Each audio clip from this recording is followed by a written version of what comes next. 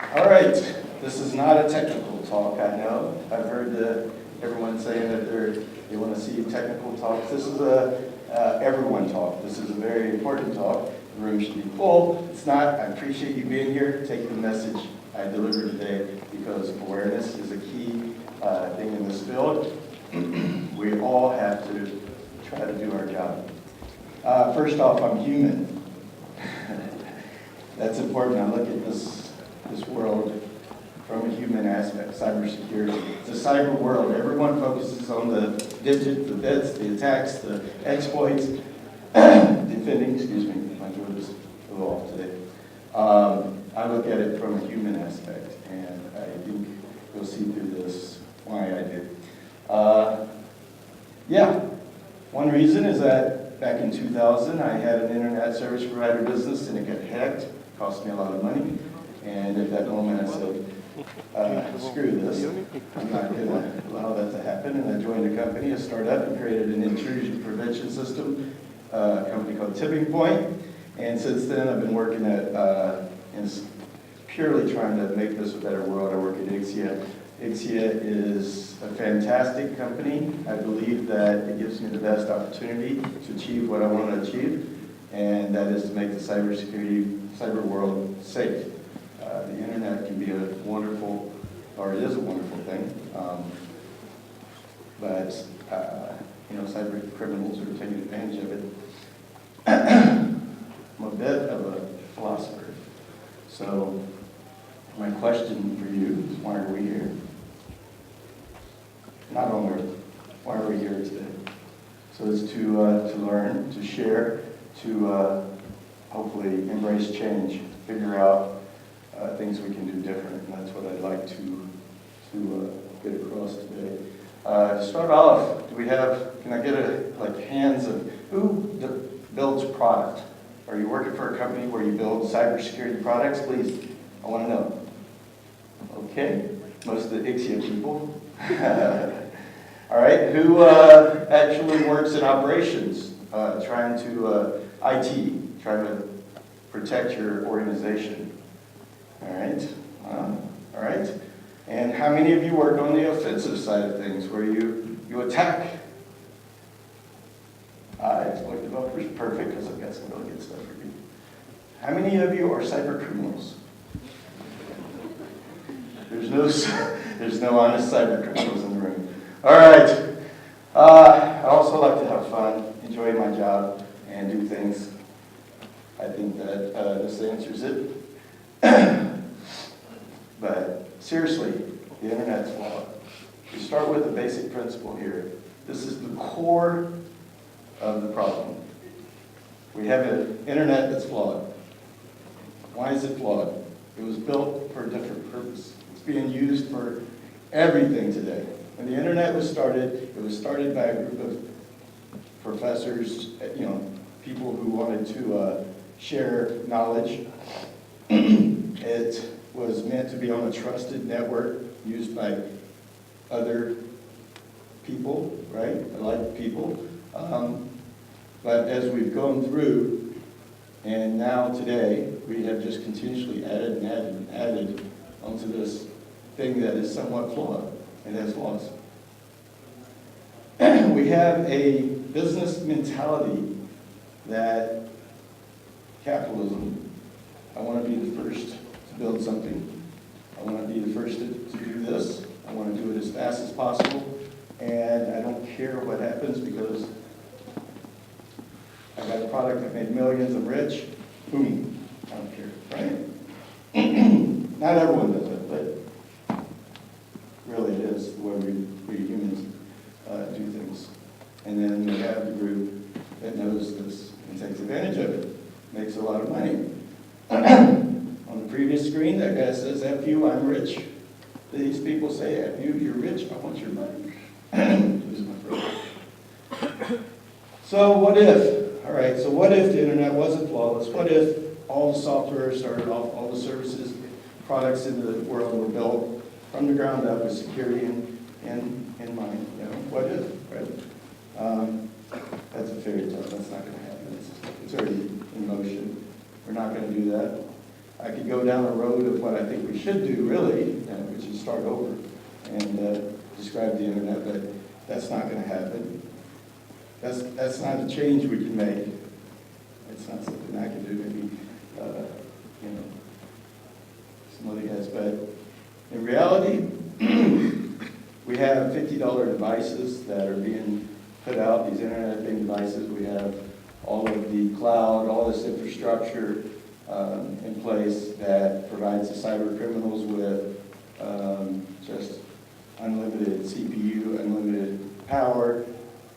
These little devices are taking out the biggest companies in the world. We have the biggest companies in the world. $3 billion company can't patch, can't protect its web services. Leaks out half of U.S. People's private information. We have the hackers who think they're doing something good. This is Ashley Madison. That's what the guy said. He said, hey, you find yourself on this list, get over it.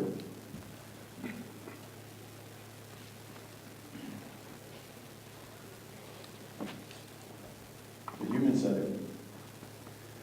All right, they know about us.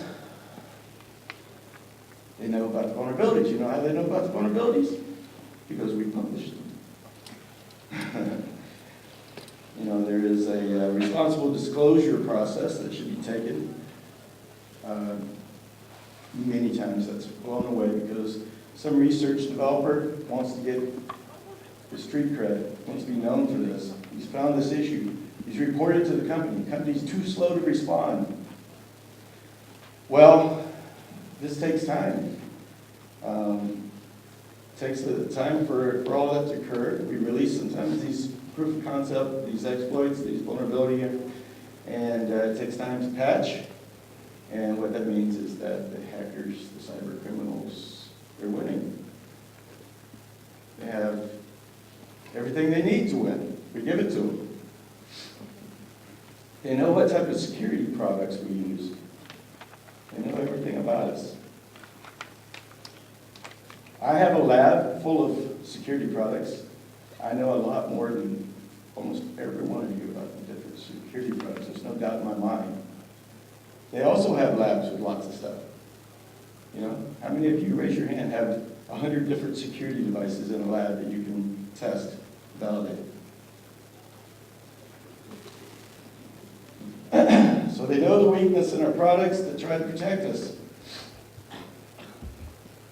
We're winning. We know this. Everyone in this room knows this. I hope you believe me now. You understand this. If you don't, please, at the end of this, challenge me.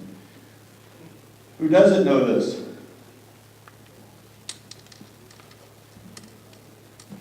The majority of humanity outside of this room. Your moms, the companies that are not aware of what's going on in the cybersecurity realm. I don't know about you, but as soon as I go outside of the cybersecurity community I work in, and I start talking to someone, they have no idea about any of this. No clue. And we are propagating this, perpetuating this every day. Another breach. Every day. So, all right, let's go into what do we do that are wrong. And this is, like I said, it's in motion. We're not going to change this. Sharing is caring. That's something we all talk about, and it's very true. I believe this statement. I'll give you a second to read it. Every time you have a slide with words, people read it. So, this is awesome. Metasploit, built in Austin, Texas. By the way, I'm from Austin, Texas. Love Austin, Texas. Lots of startups, big-time startups in cybersecurity. Metasploit, the guy that worked with us at Breaking Point, these two more.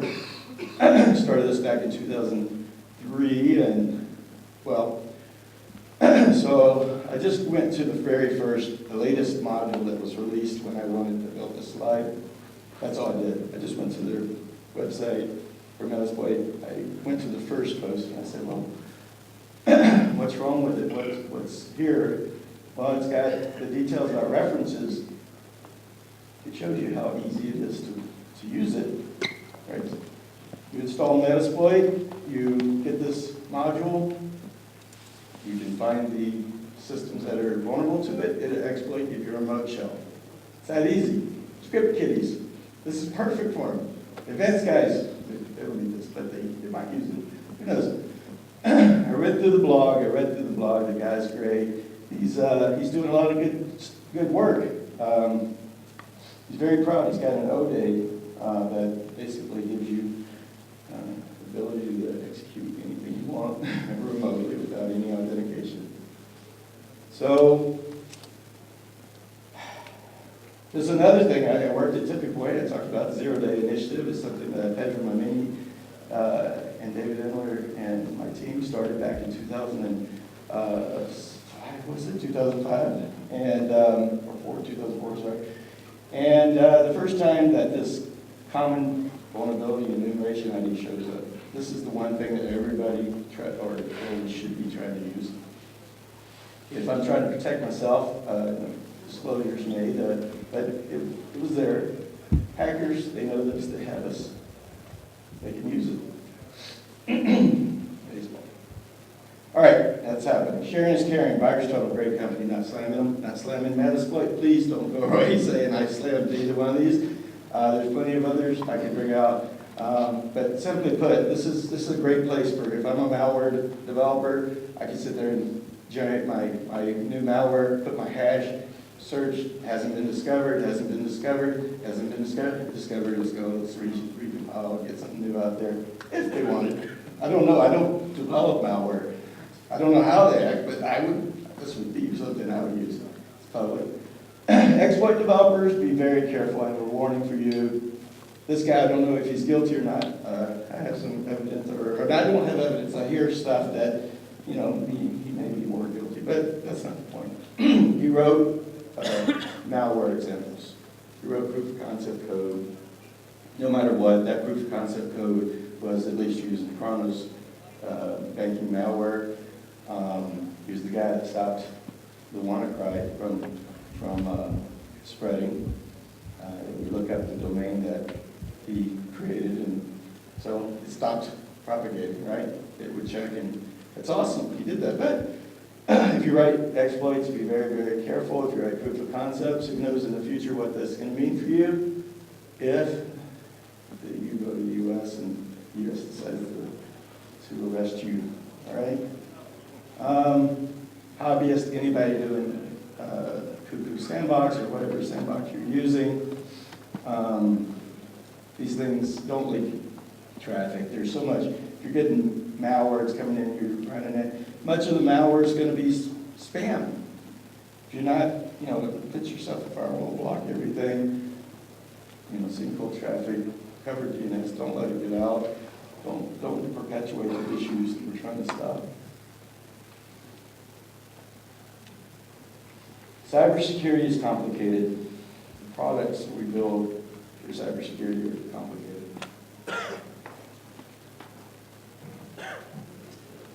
Let's try to put everything in one box.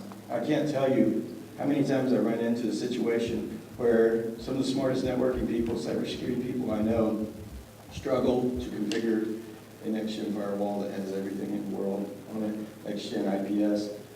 You change configurations, you impact something else, and you have no idea about it. You see this over and over in my world as building a test assessment for cybersecurity and traffic network traffic products. It's complicated. We're humans. You can't deal with that, right? And speaking of, we're humans. We expect humans to stop being humans. Why would we do that? Why would we think that we can educate someone enough to where they're not going to click on that phishing email, that whatever. It's really, let humans be humans. We will let computers compute. Let humans be humans.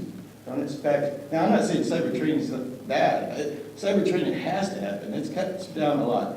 It's not going to be the end goal.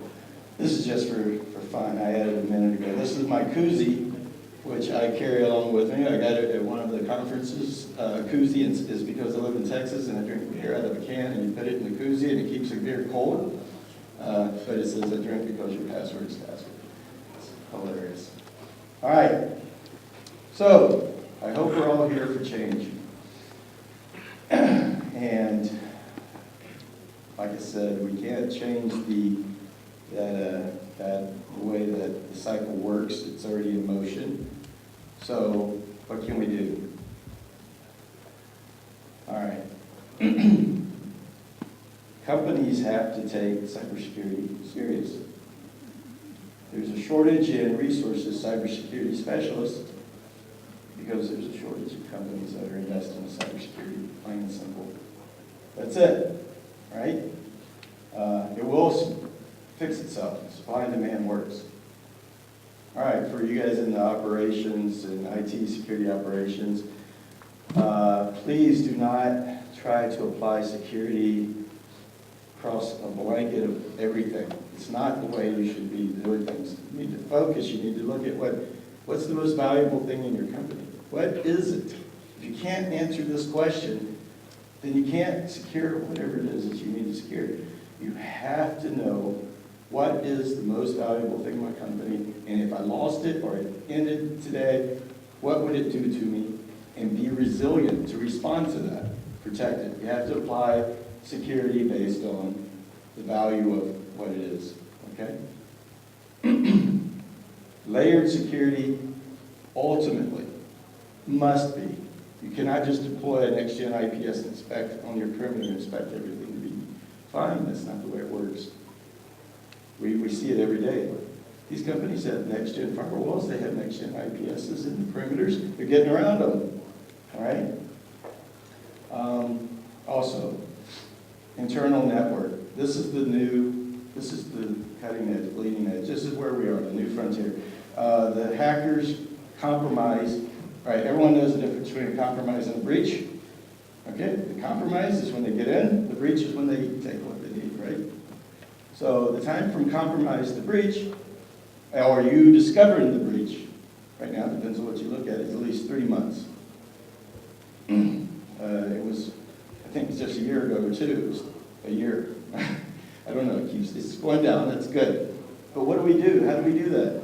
Stop just focusing on that perimeter.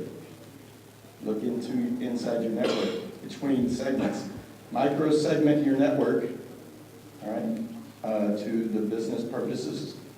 Protect those based on their value. See what's going between them and inside your network. You'll find these things much faster.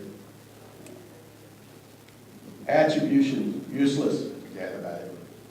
Unless you're a mobster, or you work for a legal operation and you can actually do something to stop it, don't worry about it. Last night, Russia Today, I saw the latest WikiLeaks surfaced that the NSA had, there was something in their document saying that they would take Kaspersky and make a version of theirs that would look like it was Kaspersky. You know, they build that. I'm not sure yet. That's what I heard. The key here is that I could compile my code or my attack in any fashion I want to make it look like it's in another foreign language, you know? I can attack you from anywhere. If you're spending a lot of time on trying to get attribution, I hope you work for legal and you can do that and take them down. Microsoft, well, I've gone down and talked to their digital cyber criminal crimes unit. They have massive operations trying to take down botnets. They're partially successful, right? Microsoft is one of the biggest companies in the world. They have a lot of fun. So, you know, forget about it. Everything's too noisy, too complex. I mentioned this. The humans let humans be human, let computers compute. So how do we do that? Well, take advantage of computers, right? All right, first things first. Come on, people. Biggest investment right now in Austin is going into password, people who are tracking lost credentials. My buddy's company just got a nice big investment. It's perfect. It's awesome. It's unnecessary. Don't let me hear me say that. Use a password manager. Who cares? It's a simple thing. I have 533 different logins, all of them with different passwords. Okay? Someone goes, well, what if the password managers, take it, right? If they get all of them. Okay? Well, there's a chance there, but guess what? It's a lot more likely that these crappy security companies and these Yahoo.coms and these others get breached and get your credentials, and it's happening every day. And if you share your passwords, they get your password. They get into your company, right? It's ridiculous. Machine learning is great. It is something I think that we can utilize, help reduce the noise. Try to use the compute power, basic correlation, machine learning, perhaps artificial intelligence. There's obviously, I can't talk at all about neural networks or artificial intelligence. It's way beyond my capability. But I can say that right now it's not time for it. This guy right here, Stanislaw Petrov, in 1983, sit down in front of a Russian console that was reporting 5 nuclear missiles headed for Russia from the U.S. He said, can't believe it. He's been trained to report this and say, we're being attacked, which would probably lead to World War III. Fortunately, he sat there and said, no, I was told if the U.S. attacks us, it will be an all-out attack, not just 5 missiles. All right, the computer was telling him, you're being attacked, respond, respond, respond, and he didn't. All right, so how all this unfolded and everything through, it's true that you did this, that this occurred. It's good. All right. So, we didn't start the fire. The fire's been burning, right? The way we work, the way this industry is, the way we disclose vulnerabilities, the way we write proof of concepts, exploits, all of that's in place. The internet is flawed. Software has bugs. We all know this. We can improve on that. But let's not perpetuate things any more than we have to. So